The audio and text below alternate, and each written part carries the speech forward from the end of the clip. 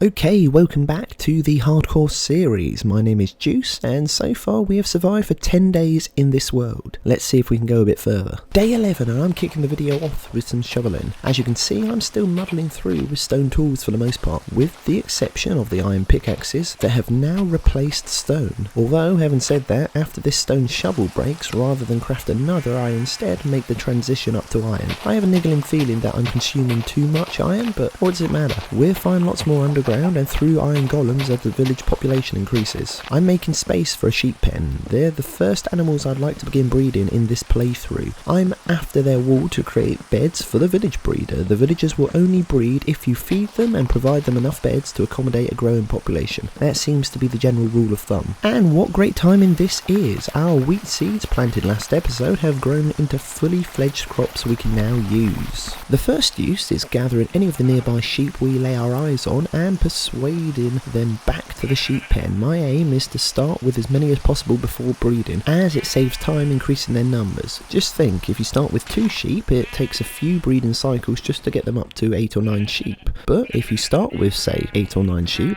one breeding cycle will mean you have 12 sheep, the next cycle 18 sheep, and the next 27 sheep, and so forth. Their numbers compound, but to be fair, anyone with minimal patience probably won't care about this. Of course, after the sheep had been collected, I went to the crop growing site and planted the seeds for the next harvest. Wheat is only as renewable as the amount of seeds I manually plant. Talking of the next harvest, I have some time to wait until then, so I'm converting only a portion to food and the rest will be kept for breeding the sheep until we acquire more. That's not all. I also stopped by the village breeder to replace the 2 cauldrons with 2 fletching tables in order to turn the 2 villager inhabitants into fletchers. When I had fed the sheep, I had spent a minute shearing their wool for beds, and those beds are now being placed here. The villagers can now get a good night's rest, just like that. Their standards of living has increased dramatically. Aren't I good to them? The final moments of sunlight were spent placing more torches. Slow and steadily, I am increasing the amount of light covering my land, decreasing the likelihood of mob spawns and my fear of the night. Despite the sun having set on the day, that didn't mean our work for the day had finished. Down in the mines, there is a patch of obsidian I spent time mining with our diamond pickaxe. Day 12. I'm up early chopping down trees for their logs. Actually, if I'm being specific,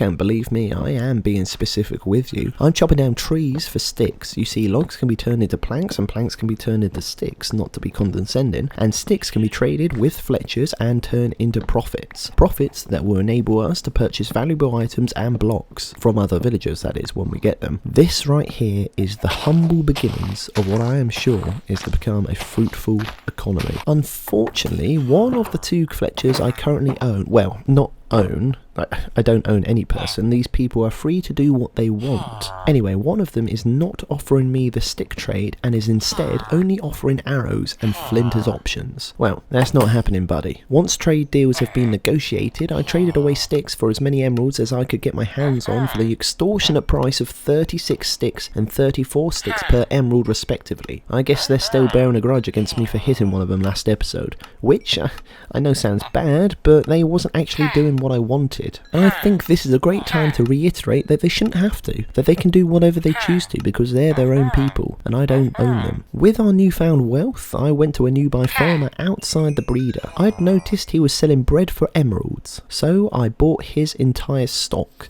And then, seeing as I had some cash left over, I bought his entire stock of apples too.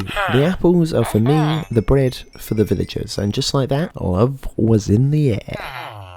Day 13, I'm back down in the mines, not realising that the night has come to an end and a new day has started. But once I had realised the sun was up, I was back to chopping down trees, with the thoughts of emeralds acting as motivation. I was going for anything in sight that had branches and was stationary. Birch, oak, I didn't care. Sticks are sticks no matter where they come from. I did come across an angry pillager trapped in a hole. Sorry, I mean an angry pillager who used to be trapped in a hole. By the time I had stopped off at the village breeder, I had a pocket full of sticks ready for trading. And now that I had a 3rd fletcher, I was able to soar to new heights in the logging industry. A tasty 46 emeralds. Not bad for our 2nd business transaction. I'd stopped by the sheep pen earlier to feed and breed, and then to shear their wool, all of which went into bed production for the breeder. They're going to be spoiled for choice in here deciding where to sleep. On a serious note, I wonder what it would feel like like to have your room filled with beds. I wouldn't have space for my computer, and that's rather sad to think about. Day 14 began much the same as day 13, minus the not realising the day had begun. I'm chopping wood to take to the villagers, except today I thought I'd tackle some of the jungle trees, particularly the large variant of jungle trees, seeing as they offer the most amount of logs per tree. Plus, they're straightforward to chop down, and I felt the quickest way to get enough sticks to satisfy the Fletchers. And satisfy I did, it's my business. They call me the stick fiddler around these parts, and this fiddler has almost a stack and a half of coinage to splash. Taking a smithing table over to the breeder, we soon had a volunteer craftsman. Probably wanted to keep busy, seeing as there's nothing to do in here other than chat and make love. With the amount of emeralds I had on me, it didn't take particularly long to trade my way up to Journeyman, where the toolsmith offered a rather interesting trade.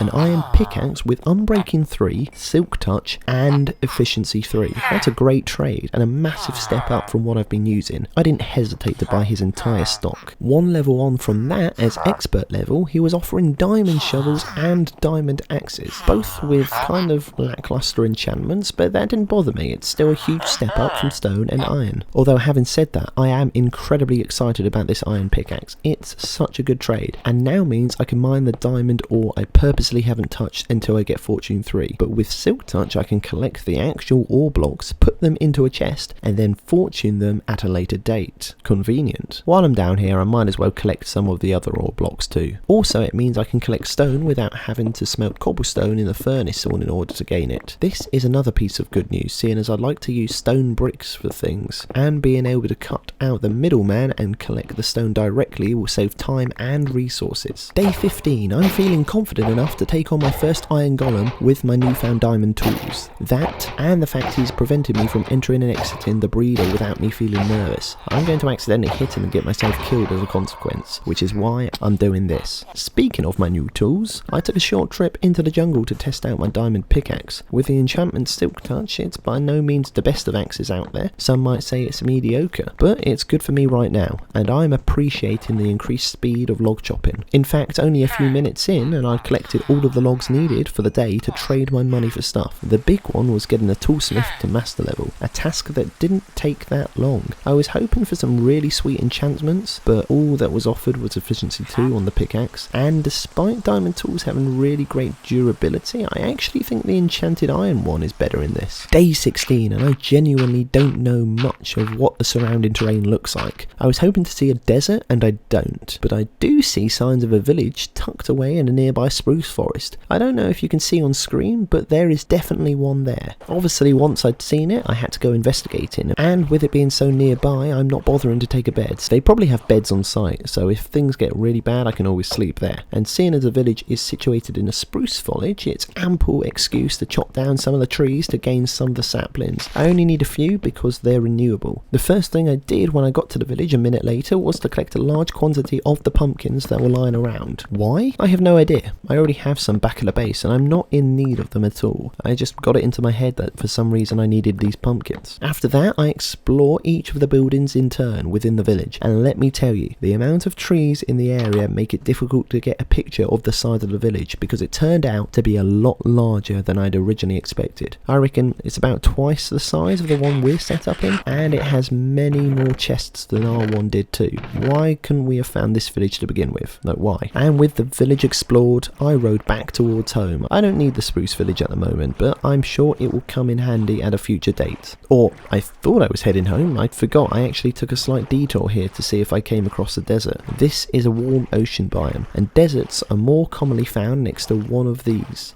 No such luck, but we did come across a coral reef, which is actually kind of cool. When I moored back on shore, it was dark and I didn't have a bed, and I had a lot of trees to pass under in order to get back to base. With my trusty hoe in hand, I ran through the trees like Tarzan and eventually arrived back at base unscathed. A relief too, because I wasn't actually 100% sure I was running in the right direction. Now we all know that just because it's dark doesn't mean the day has to end. I planted our spruce saplings in a 4x4 configuration for growing the giant variant of spruce. This is going to be our best method of collecting as many logs as possible in the shortest time possible. There's still going to be a lot of work involved, but it's much more space and time efficient than chopping down single birch and oak trees. I'd have gone with jungle trees if their sapling drop rate wasn't so appalling. I think it's something like 2.5%. Day 17, I'm back underground collecting more resources in the form of ore ore blocks, deep slate, stone and other stone blocks. As I said before, I'm mostly after stone as I like to use stone bricks for things. Then it was back up top trading emeralds for bread from our farmer, which we were then able to feed the other villagers. And from the way they jumped on those loaves made me think how hungry they must be. And all the while the farmer had the means to feed them the whole time. Talk about caring too much for money, right? My spruce trees had grown into healthy specimens. Now it was time to harvest them for cold hard cash. Our diamond axe is serving us well currently, but I can't help but feel it still takes quite a long time to chop them down. Thinking about doing this with stone tools makes me feel sick to the stomach.